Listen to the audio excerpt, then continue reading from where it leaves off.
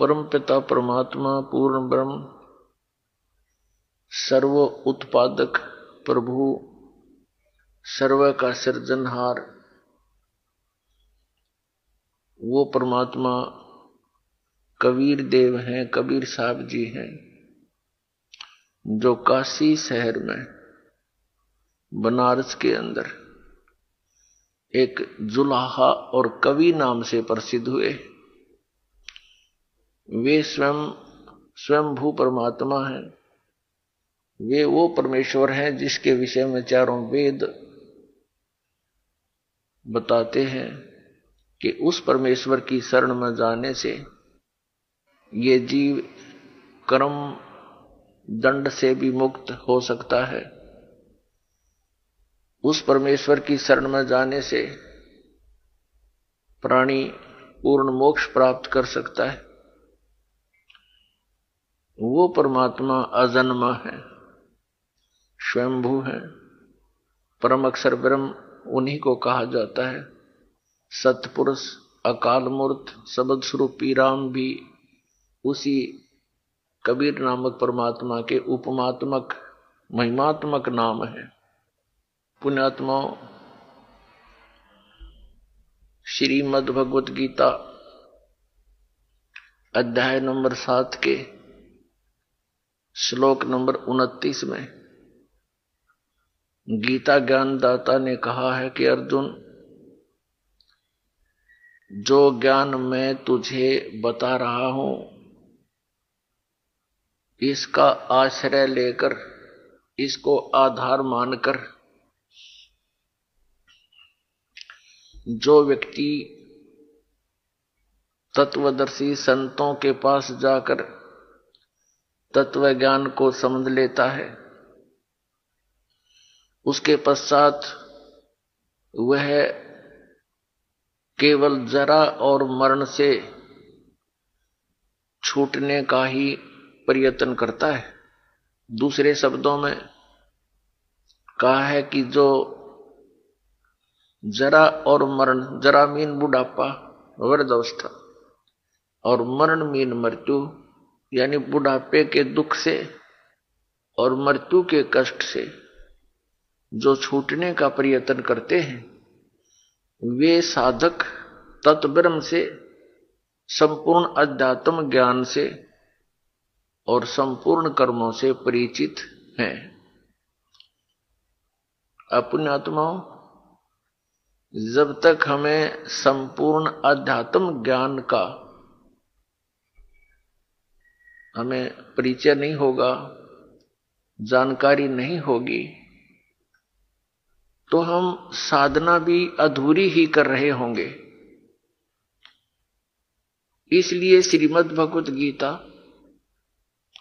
अध्याय नंबर 4 के श्लोक नंबर 33 में कहा कि अर्जुन, इस द्रव्य में यज्ञ की अपेक्षा ज्ञान यज्ञ श्रेष्ठ है और ज्ञान यज्ञ के द्वारा सभी कर्मों का अंत हो जाता है। अपने आत्माओं,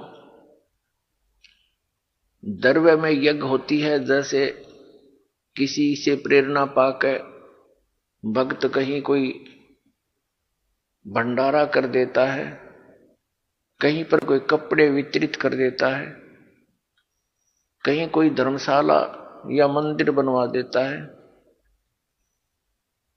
इस तरह की जो क्रियाएं हम करते हैं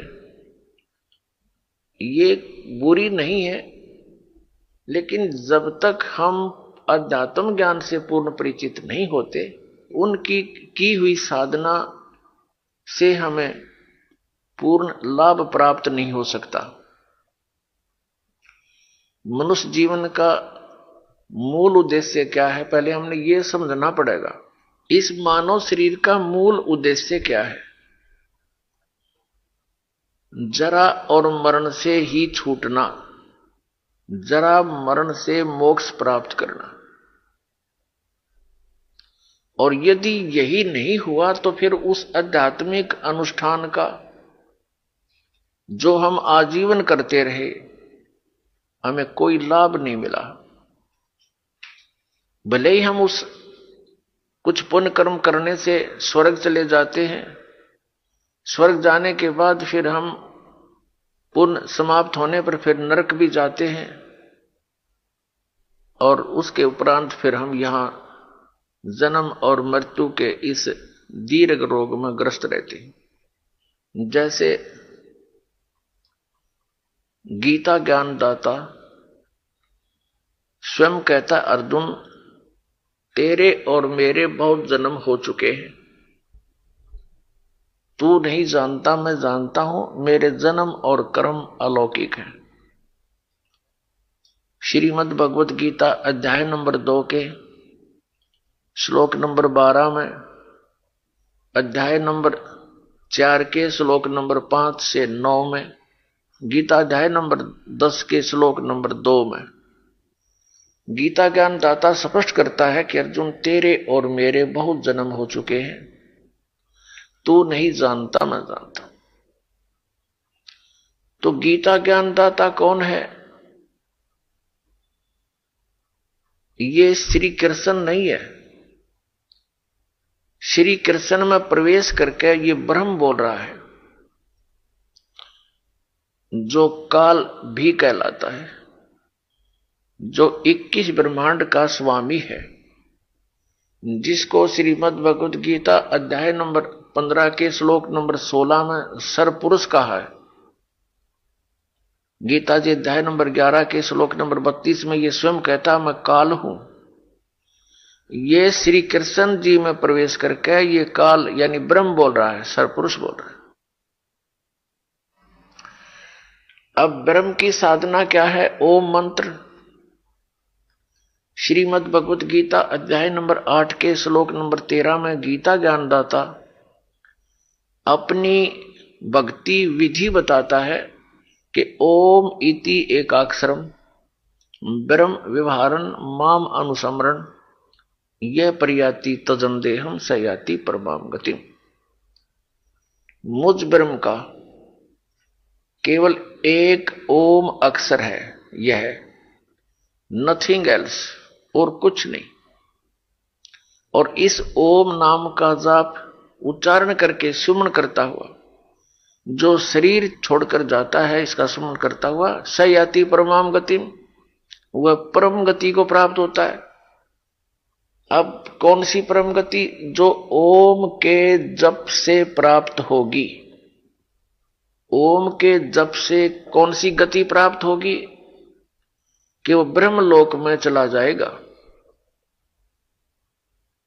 गीता जी अध्याय नंबर 8 के श्लोक नंबर 16 में स्पष्ट किया है कि ब्रह्मलोक पर्यंत यानी ब्रह्मलोक में गए हुए प्राणी भी सब पुनरावृत्ति में है। वहां गए हुए प्राणी भी जन्म और मृत्यु के अंदर सदा बने रहते। और यह ब्रह्म स्वयं कह रहा है कि तेरे और मेरे अर्जुन बहुत जन्म हो चुके, तू नहीं जानता मैं जानता हूं।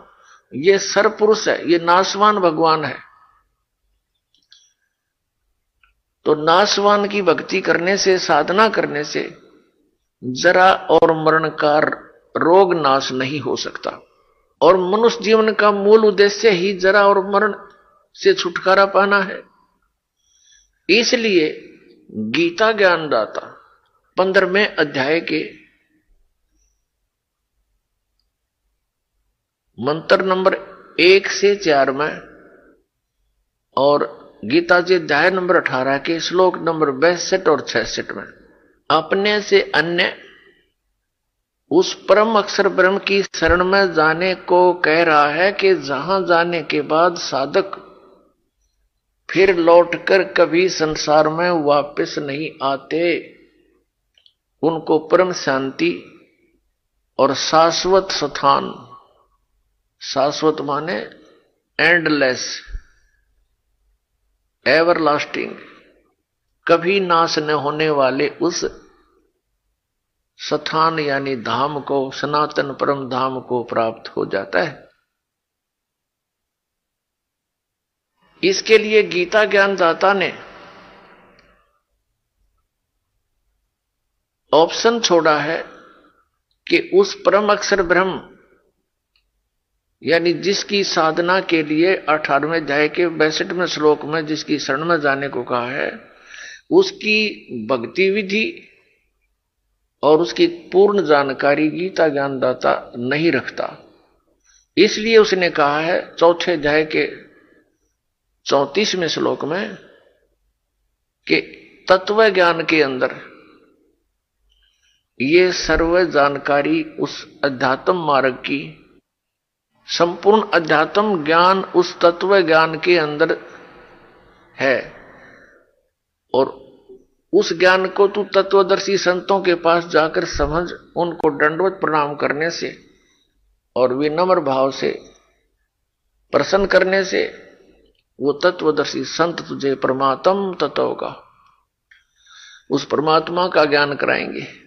श्रीमद् भगवत गीता अध्याय नंबर 8 के श्लोक नंबर 1 में अर्जुन ने पूछा कि हे भगवान, आपने जो गीता अध्याय नंबर 7 के श्लोक नंबर 29 में जिस तत्परम की जानकारी दी है कि उस तत्परम को जानकर संपूर्ण अध्यात्म से परिचित और संपूर्ण कर्मों से परिचित प्राणी केवल जरा और मरण से ही मोक्ष के लिए यत्न करता है, वो इस संसार की किसी वस्तु की इच्छा नहीं रखता। तो किम तत्परम 8वें अध्याय के गीता जी में प्रथम मंत्र में प्रश्न किया। गीता ज्ञान दाता ने 8वें अध्याय के 3रे श्लोक में जवाब दिया, उत्तर दिया कि वह परम अक्षर ब्रह्म है। श्रीमद् भगवत गीता अध्याय नंबर 4 के श्लोक नंबर 25 से लेकर 30 तक गीता ज्ञान दाता ने जानकारी दी है कि कोई साधना ऐसी करता है, कोई देवताओं की पूजा करता है, कोई योग अभ्यास ही करता है, कोई स्वाध्याय ही करता है और कोई ब्रह्म को इष्ट मानकर पूजा करके अपने प्राणों को न्यौछावर कर देता है। कोई पान अपान की गति, कोई प्राणायाम आदि करके ही संतुष्ट है और सभी अपनी अपनी साधनाओं को पाप नाशक जानते हैं। यानी जो साधना जैसी कर रहा है वो उसको उत्तम मानकर कर रहा है, ये तो अंडरस्टूड है। यदि वो ये समझ जाए कि साधना शास्त्र अनुकूल नहीं तो तुरंत त्याग देगा वो। तो जब तक उस साधना को प्राणी कर रहा है तो उसको उत्तम और पाप नाशक जानकर ही कर रहा है। पाप नाशक यानी मोक्षदायक, पाप नाश होते ही मोक्ष होगा। इसके लिए गीता जी अध्याय नंबर 4 के श्लोक नंबर 32 में गीता ज्ञान दाता ने कहा है कि जो अभी मैंने अध्याय नंबर इसी 4 के श्लोक नंबर 25 से लेकर 30 तक जो जानकारी दी है आध्यात्मिक यज्ञों की यानी धार्मिक अनुष्ठानों की, ये कंप्लीट नहीं है। विस्तार के साथ आध्यात्मिक यज्ञों अर्थात धार्मिक अनुष्ठानों की जानकारी सच्चिदानंद घन ब्रह्म की वाणी में विस्तार के साथ कही गई है। एक ध्यान रखने की बात अपने आत्माओं, ये गीता जी के अनुवाद करता जहां विचलित हो गए, उन्होंने अर्थों के अनर्थ कर डाले। उदाहरण के तौर पर गीता जी अध्याय नंबर 7 के श्लोक नंबर 18 और 24 में अनुत्तम शब्द है, इन्होंने अनुत्तम का अर्थ कर दिया जिससे उत्तम कोई ना हो। ये कोई बुद्धिमान की बातें हैं। गीता जी अध्याय नंबर 18 के श्लोक नंबर 66 में वर्ज शब्द है। वर्ज का अर्थ जाना होता है, इन्होंने आना कर दिया और उसी की वकालत अभी तक कर रहे हैं। व्याकरण का भी नाश कर दिया इन्होंने अध्यात्म ज्ञान को ना समझकर। इसी प्रकार यहां चौथे अध्याय के 32वें श्लोक में गीता जी में ब्रह्मणे मुखे शब्द है, इन्होंने ब्रह्मणे का अर्थ कर दिया वेद और मुखे का अर्थ कर दिया वाणी। ब्रह्मणे मुखे का अर्थ कर दिया वेद की वाणी। हर इनको याद नहीं रहा 17वें अध्याय के 23वें श्लोक में गीता जी में ये ब्रह्मणे शब्द है।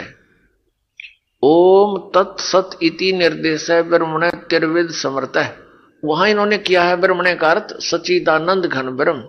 ये यहां जानकारी जो है 8वें अध्याय के जो तीसरे मंत्र में कहा है परम अक्षर ब्रह्म, उसको परम अक्षर ब्रह्म कहो, सच्चिदानंद घन ब्रह्म कहो। तो 17वें अध्याय के 23वें श्लोक में सच्चिदानंद घन ब्रह्म अर्थ किया है अनुवादकर्ताओं ने, वहां सही किया, वहां इनकी बुद्धि ठीक काम कर रही थी और यहां ये विचलित हो गए। तो यहां पर चौथे अध्याय के 32वें श्लोक में ब्रह्मणे मुखे का अर्थ बनता है सच्चिदानंद घन ब्रह्म ने, यानी परम अक्षर ब्रह्म ने अपने मुख कमल से जो बोलकर ज्ञान दिया है अपनी अमृतवाणी से, वो है ब्रह्मणे मुखे, वो सच्चिदानंद घन ब्रह्म की वाणी, वो तत्व ज्ञान है। और उसके अंदर विस्तार के साथ सभी धार्मिक यज्ञों अर्थात अनुष्ठानों की जानकारी कही गई है। चौथे अध्याय के 34वें श्लोक में गीता जी में यही प्रमाण दिया है कि उस तत्व ज्ञान को जो सच्चिदानंद घन ब्रह्म ने अपने मुख कमल से बोला है, उसको तू तत्वदर्शी संतों के पास जाकर समझ, वे बतावेंगे। इससे सिद्ध हो गया कि गीता ज्ञानदाता उस तत्व ज्ञान से अपरिचित है। अन्यथा 18 अध्याय बोले, एक अध्याय और बोल देता उस तत्व ज्ञान के विषय में। तो इससे सिद्ध है कि गीता जी के अंदर कंप्लीट स्पिरिचुअल नॉलेज नहीं है, संपूर्ण अध्यात्म ज्ञान नहीं है। और यह भी नहीं कह सकते कि गीता जी का ज्ञान उचित नहीं है, यह भी नहीं कह सकते कि यह गलत है। जैसे 10वीं कक्षा तक का जो पाठ्यक्रम होता है, वो 10वीं मैट्रिक तक तो कंप्लीट है, लेकिन इस शिक्षा का यह पूर्ण सिलेबस नहीं है। शिक्षा यही अंत नहीं हो जाती, इसलिए आगे की जो पढ़ाई है वो अलग पुस्तक होती है। इसी प्रकार उस सच्चिदानंद घन ब्रह्म ने स्वयं आकर अपना ज्ञान दिया, और जब तक वो परमात्मा आकर यहां स्वयं यथार्थ ज्ञान प्रदान नहीं करता, तब तक पूरा मानव अध्यात्म ज्ञान से कोसों दूर होता है। पुण्यात्माओं, अब गीता जी अध्याय नंबर 7 के श्लोक नंबर 29 में गीता ज्ञानदाता ने कहा है कि मेरे इस तत्व ज्ञान का आश्रय करके और जो जरा और मरण से छूटने का प्रयत्न करते हैं, वे तत्ब्रह्म से संपूर्ण अध्यात्म ज्ञान से सभी कर्मों से परिचित है। अब गीता जी अध्याय नंबर 15 के श्लोक नंबर 1 में उस तत्वदर्शी संत की पहचान बताई है कि उल्टे लटके हुए, ऊपर को जड़ और नीचे को शाखा वाला ये संसार रूपी वृक्ष है। ऊपर को जड़ तो परम अक्षर ब्रह्म है और नीचे को तीनों गुण रूपी शाखा है। गीता जी अध्याय नंबर 15 के श्लोक नंबर 1 से 4 का ये निष्कर्ष है जो दास बताने जा रहा है। तीनों गुण कौन है? रजगुण ब्रह्मा, सतगुण विष्णु, तमगुण शिव जी। और जो संत इस उल्टे लटके हुए संसार रूपी वृक्ष के सभी विभाग बता देगा, स वेदवित, वह वेद के तात्पर्य को जानने वाला है, वह तत्वदर्शी संत है। ये क्लियर कर दिया। और गीता जी अध्याय नंबर 15 के श्लोक 1 से 4 का निष्कर्ष है कि उसके पश्चात जब तत्वदर्शी संत मिल जा, उस तत्व ज्ञान रूपी शस्त्र के द्वारा इस अज्ञान रूपी उलझी हुई गुत्थी को काटकर अर्थात तत्व ज्ञान को समझकर उसके पश्चात परमेश्वर के उस परम पद की खोज करनी चाहिए, जहां जाने के बाद साधक फिर कभी लौटकर संसार में नहीं आता। ये गीता ज्ञानदाता कह रहा है। किसी अन्य परमात्मा की शरण में जाने को, अन्य की साधना करने को, फिर क्या बताया इसी में गीता जी अध्याय नंबर 15 के श्लोक नंबर 4 में कि उसके पश्चात परमेश्वर के उस परम पद की खोज करनी चाहिए, जहां जाने के बाद साधक फिर लौटकर कभी संसार में नहीं आता, अर्थात पूर्ण मोक्ष प्राप्त कर लेता है, जरा और मरण से पूर्ण छुटकारा प्राप्त कर लेता है। और जिस परमेश्वर से संसार रूपी वृक्ष की प्रवृत्ति विस्तार को प्राप्त हुई है, अर्थात जिस परमात्मा ने पूरे ब्रह्मांडों की संपूर्ण संसार की रचना की है, और उसी परमेश्वर की मैं शरण हूं, उसी की भक्ति करनी चाहिए, अन्य की नहीं। गीता ज्ञानदाता ने कति कंसेप्ट क्लियर कर दिया। यदि पूर्ण मोक्ष प्राप्त करना है तो उस परम अक्षर ब्रह्म की पूजा कर, और उसके विषय में मैं परिचित नहीं, उसके लिए तत्वदर्शी संतों की खोज कर ले, अन्य की पूजा नहीं करनी। अपनी साधना के विषय में उसने बताई दिया कि मेरी भक्ति करेगा तो जन्म मृत्यु तेरी भी बनी रहेगी और मेरी भी बनी रहेगी। अपनी साधना का मंत्र भी गीता ज्ञानदाता ने क्लियर कर दिया 8वें अध्याय के 13वें श्लोक में कि ओम इति एकाक्षरम ब्रह्म व्यवहारण मामनुसमरण ये प्रियाति तजंदेहम सयाति परमाम गतिम। मेरा तो एक ओम अक्षर है मुझ ब्रह्म का, उच्चारण करके सिमरण करता हुआ जो शरीर त्याग कर जाता है वो इस परम गति को प्राप्त होता है, जो ओम से मिलने वाली गति यानी राहत है। वो आपको बता दिया कि वो 8वें अध्याय के 16वें श्लोक में गीता जी में कहा कि वो ब्रह्मलोक में जाते हैं। ब्रह्मलोक पर्यंत सब नाशवान है, क्योंकि ओम नाम से ब्रह्म की प्राप्ति होती है। ब्रह्म ब्रह्मलोक में रहता है। ब्रह्मलोक पर्यंत सभी प्राणी सभी लोग पुनर्वर्ती में है, यानी वहां गए हुए प्राणी भी पुनर्जन्म को प्राप्त होते हैं। और गीता ज्ञानदाता स्वयं कहता 4थे अध्याय के 5वें श्लोक में और 9वें श्लोक में, 2रे अध्याय के 12वें श्लोक में और 10वें अध्याय के 2रे श्लोक कि अर्जुन तेरे और मेरे बहुत जन्म हो चुके हैं, तू नहीं जानता मैं जानता। इसलिए उसने स्पष्ट कर दिया कि उस पूर्ण मोक्ष प्राप्ति के लिए गीता जी अध्याय नंबर 18 के श्लोक नंबर 62 और 66 में कि उस परमात्मा की शरण में जाओ। 17वें अध्याय के 23वें श्लोक में यह भी कंसेप्ट क्लियर कर दिया कि उस परमात्मा के पाने का ओम तत्सत ये 3 मंत्र का जाप और 3 ही विधि से करना है। ये तत्वदर्शी संत बताएंगे, मुझे मालूम नहीं, गीता ज्ञानदाता कहता है। क्योंकि गीता जी अध्याय नंबर 15 के श्लोक नंबर 16 और 17 में 3 पुरुष हैं। अध्याय नंबर 15 के श्लोक नंबर 16 में 2 पुरुषों की जानकारी है, सर पुरुष और अक्षर पुरुष। पुरुष माने प्रभु कहो, ब्रह्म कहो, सर ब्रह्म कहो, सर पुरुष कहो, दूसरे को अक्षर पुरुष कहो या अक्षर ब्रह्म कहो। ये 2 परमात्मा 2 पुरुष हैं। इनके अंतर्गत जितने प्राणी हैं और ये स्वयं ये नाशवान है, और जीवात्मा तो किसी की नहीं मरती, गधे कुत्ते की भी नहीं मरती। फिर गीता जी अध्याय नंबर 15 के श्लोक नंबर 17 में तुरंत कहा है कि उत्तम पुरुष है तू अन्य परमात्मा इति उदाहरते।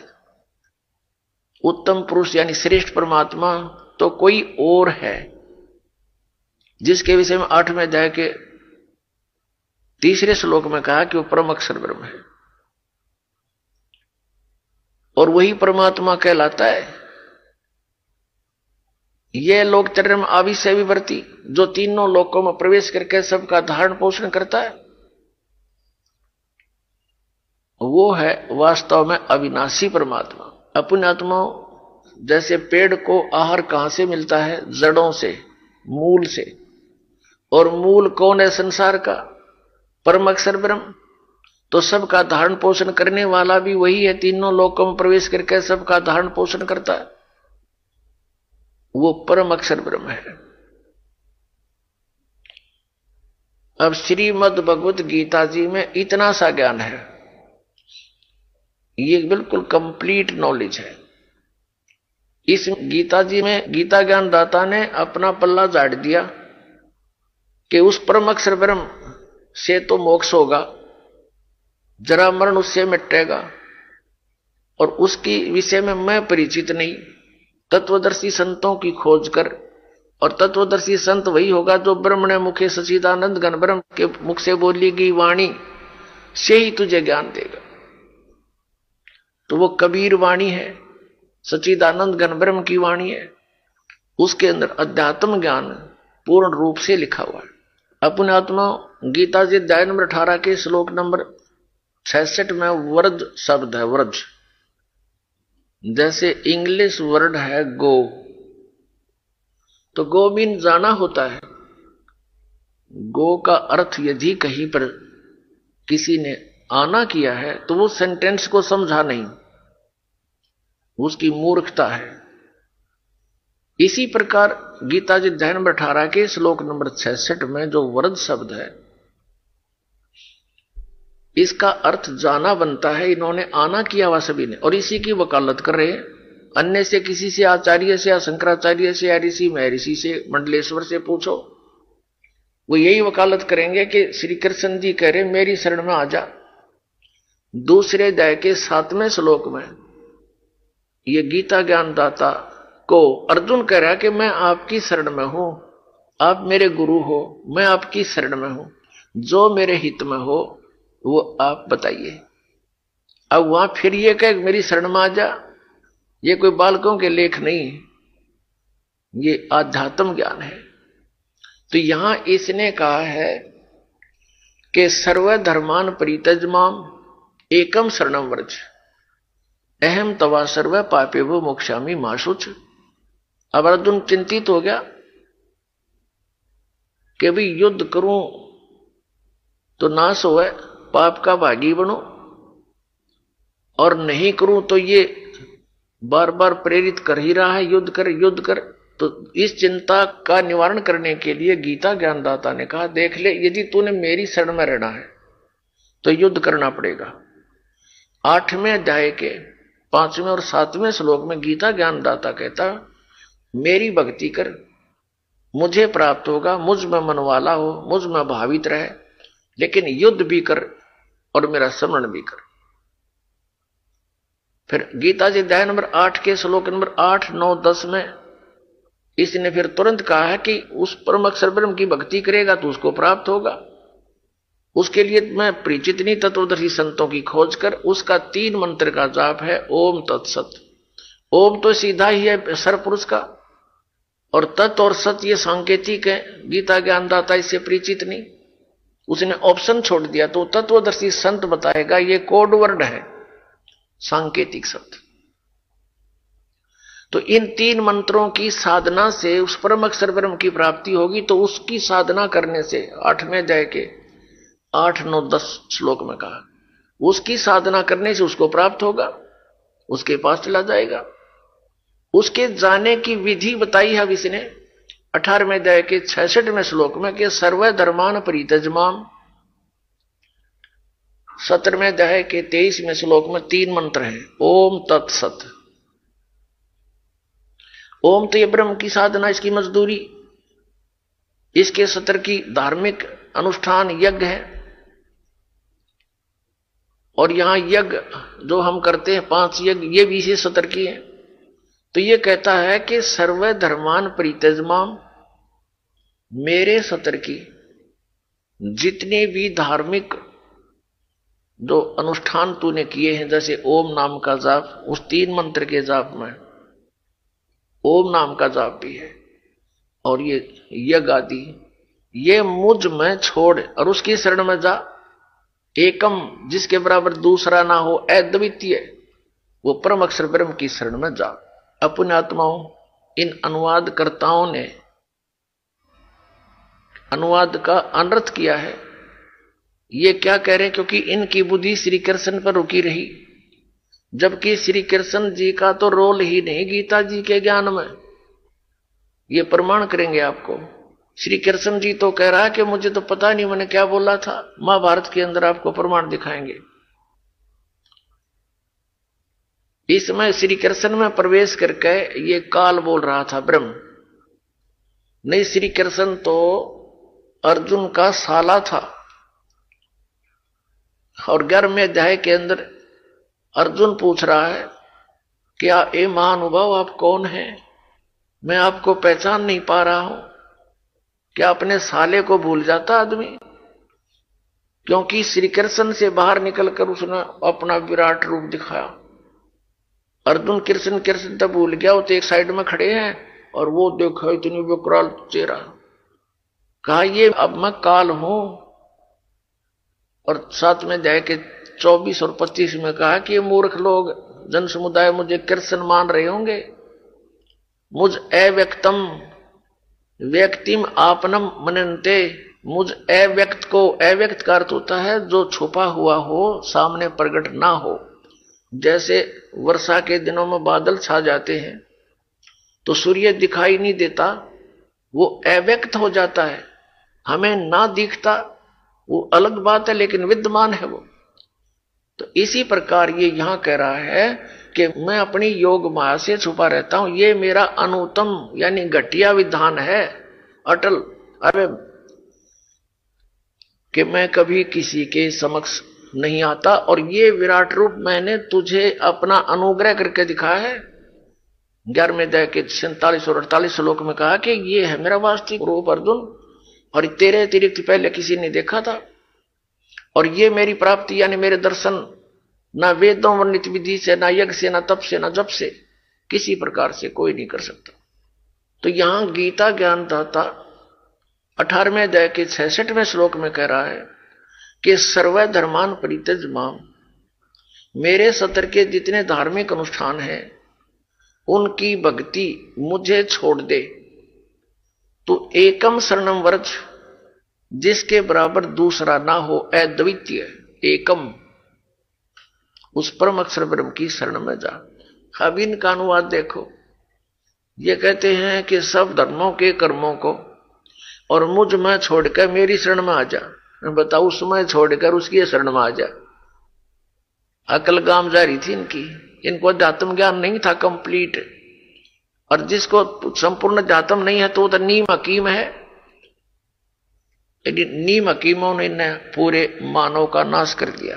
पहले ये कंसेप्ट क्लियर करते हैं कि गीता ज्ञानदाता गीता जी अध्याय नंबर 7 के श्लोक नंबर 18 में अपनी गति को अनुत्तम कहता है। और इनसे पूछते हैं आचार्यों से, शंकराचार्यों से, ऋषियों से, मंडलेश्वरों से, अपने धार्मिक हिंदू गुरुओं से।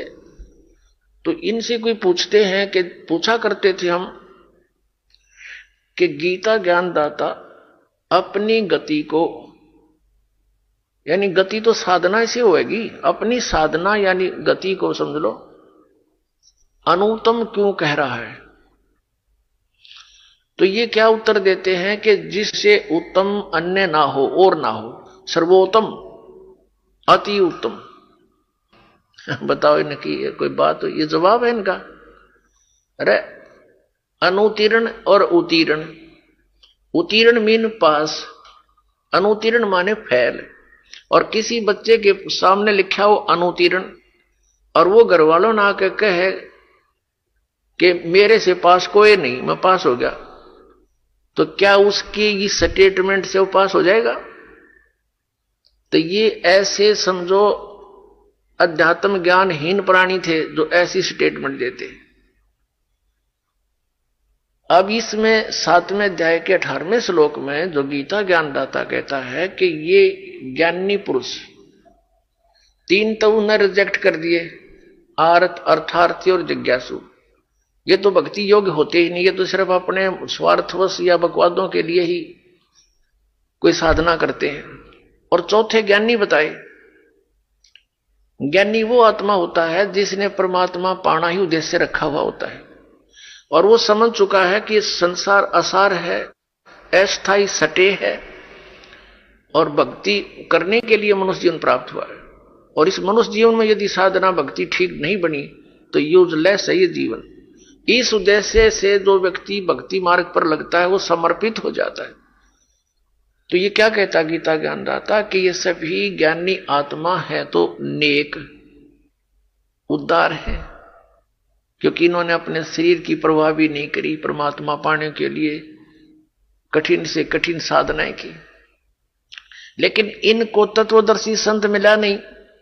इन्होंने स्वयं जो वेदों को जैसा जाना समझा, क्योंकि यजुर्वेद अध्याय नंबर 40 के श्लोक नंबर 15 में ये वेद ज्ञान दाता भी वही है जो गीता ज्ञान दाता है, ये ब्रह्म है।